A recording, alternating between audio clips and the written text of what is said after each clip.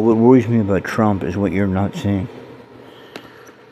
You know, you're all upset that the Epstein files aren't coming out, like you're into some salacious sex with 17-year-olds shit, or you want to see the Clintons' name and this and that. You know, the problem that I have with it is you may not be releasing it for a very legitimate reason or a very unlegitimate reason, but it's the same reason. You ask anyone in law enforcement across this country that when you have an island like that, and you're involved in sex trafficking of women, young girls, boys, whatever, and you have the elite also coming and visiting you, there is one element that they don't want to put out into the press. They don't want the public knowing, just to protect the public. And if that element, which most likely has to be, and when I heard from the relative, a younger, I think, sister of Epstein, was definitely involved. In fact, she straight up called herself of that religion, if you want to call it that.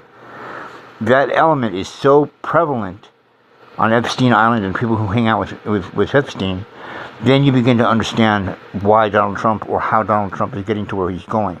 Now, that's why I think they don't want to release the Epstein files. I don't really give a damn whose name's on it. I mean, all of you, I've done your sister with too many wine coolers, okay? So let's get over that and move on. But if you have satanic, ritualistic shit going on, and now that guy becomes president on a whim, you better start checking yourself and start realizing we could be fucked.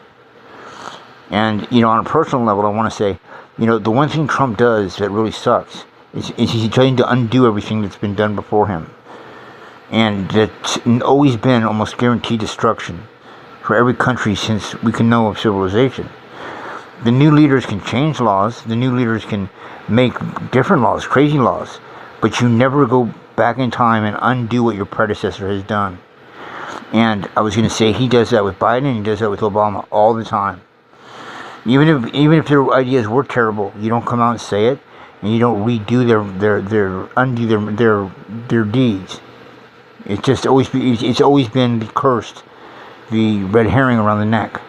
But not only does he do that, but what Trump has done is removed something that's even more frightening. He says the battle cry for that generation, not just that man, was hope. And so it doesn't matter how great the economy is. It doesn't matter how much billions and billions and billions of dollars we make, or how many rapists and murderers that were all flooding into this country because apparently Kamala wrote them a personal invite card. It doesn't matter what the numbers say, Mr. Trump. If this country stays on the way it's staying right now, there could be tons of jobs out there.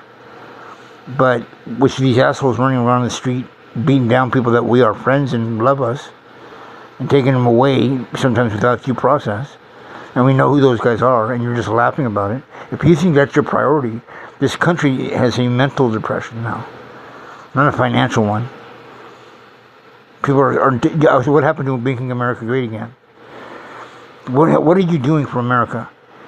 2 weeks ago, you had trolls and yourself telling everyone that hiring a guy in New York, which you should know you're from there, is the mecca of the world almost. But because the guy had a Muslim surname, now you have people by droves coming out, clearly a party line, of moving out of the country and how screwed everybody is because a possible Muslim is going to be the mayor or governor, or whatever he won in New York. But then you see your midterm poll numbers and they suck because you backed out of everything you said you were going to do and you just go chasing after enemies who dissed you. You now have the Saudi Arabian prince, and of all people, the guy who you said they don't really, know for sure what he did. What are you talking about? First of all, you said Biden and his son. You made the implication it turned out to be some stupid, I got a gun while possibly being on drugs charge. And some he didn't pay on his extension for taxes. You said he went to Burisma and all these companies and got money for nothing in Ukraine. Now, did you or did you not? Because everyone admits it now, it's over. After your end of last term, you and Kushner separately got $2 billion from MBS, whatever. And they don't suspect that he's responsible for the deaths. They know he's responsible for the deaths. Where Khashoggi, who is an American citizen, goes to get paperwork from the Turkish embassy, and the Saudis who send all the personal assistants of MBS to be the ones that basically, it's all on record because they have the room tapped, drug this guy and cut him up with a saw, and while his wife was waiting in the car, they'd take him out in bags and dispose of him. And you have that guy, and you basically literally almost said the words, kneeled to him and bowed down to him in the White House. And now you're making deals with Ukraine. The other biggest problem I have with you, Trump, is you are the only president I've ever seen that people are suspecting is the worst president ever. But the one key ingredient is you never once have admitted to a mistake. Nothing. You don't even admit that you ordered the wrong soda at a restaurant. Your arrogance is so great, you're not smart enough to know that you've got to at least lie and say that you fucked up here and you fucked up there. When actually your whole entire campaign has been a fuck up, and you know exactly who's got you into office. You know exactly who you're taking orders from. And I hope people pray for you. Because there's no doubt in my mind, you are not that brilliant and that sinister to destroy America and use the words, we're going to make America great again, to get yourself in office, unless something else was controlling you. And I think that's the case, and I think we should forget about Trump and start praying for ourselves and this country, and for Trump not to be influenced by those same ones that they would do ritualistic events at every single human trafficking location that's ever existed. That element has existed. It's part of it. It's like a Christmas tree to Christmas. We praise Satan and Lucifer, and we hustle women. And I think that's why he doesn't want it out there, because we might just have sold our souls. Not me, but I'm saying, you know, he doesn't like us. I think he has one dude that he got to sell out, and that's that Russell Boat, the guy who, Brainchild 2025, he said he never heard of it before. And yet that guy was running his campaign that same day he said that, and he was the author of it. And almost everyone that wrote it is basically in his cabinet. And wait till the bill finally gets active. You finally will see he's not going after poor people or immigrants. There's none of those people here that are taking our jobs, taking our money. It's all an old stereotype that he really plugged into you and won based on your hate, your racism.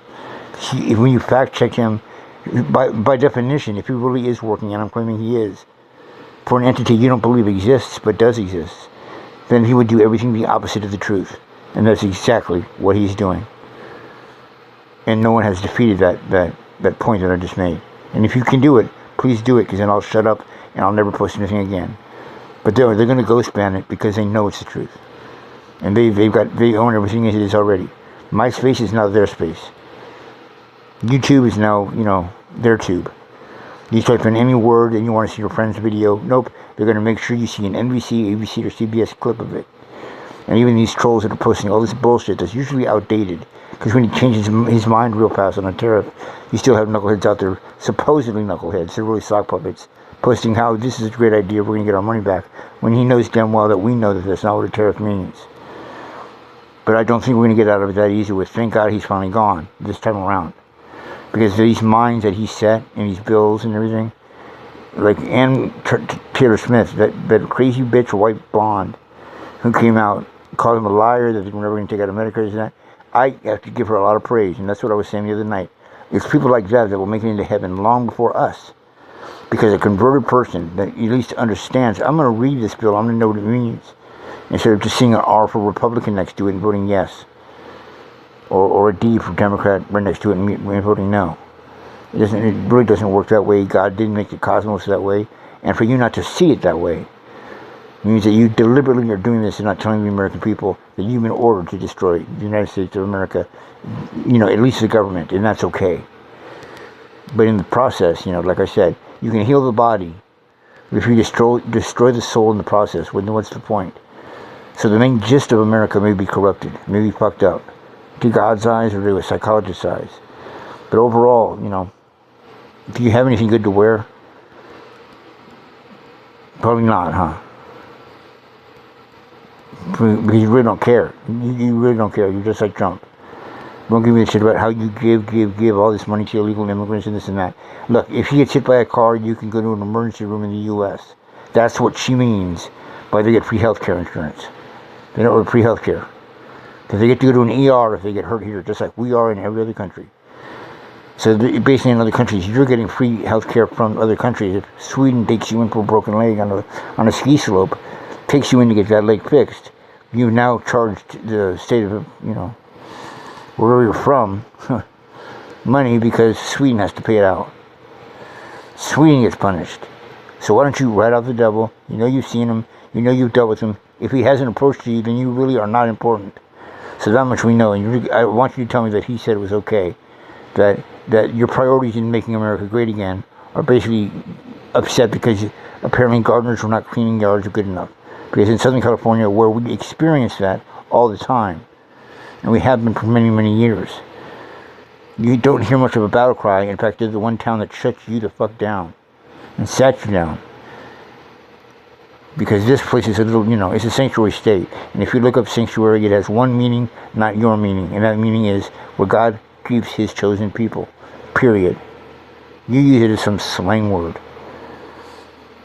Which is a slang for you. I will pull your trump card, double aces.